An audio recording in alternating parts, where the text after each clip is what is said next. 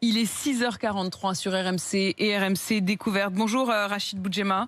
Merci d'être mon invité ce matin sur RMC. Vous êtes le président de l'Union nationale des taxis. Vous êtes chauffeur de taxi à Marseille, un pays confiné où on n'a pas le droit de se déplacer. On imagine forcément qu'on roule moins en taxi. Est-ce que vous pouvez nous raconter d'abord vos journées à vous en ce moment à Marseille en tant que chauffeur de taxi? Est-ce que vous avez quand même des clients?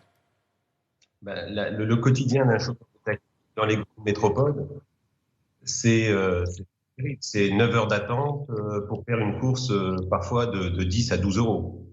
Vous continuez quand même à attendre. Vous n'avez pas réduit pour autant vos journées. Vous tournez.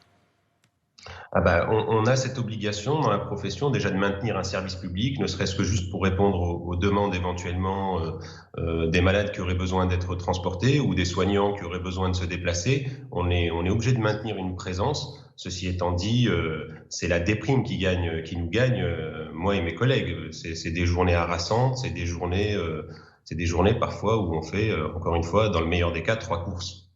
3 courses dans une journée. Rachid Boudjema, faisons le point avec Louis Amar sur le plan national. La situation, elle est dramatique. 80% d'activité en moins. Voilà les pertes subies par un taxi de la capitale, interrogé par nos confrères du Parisien.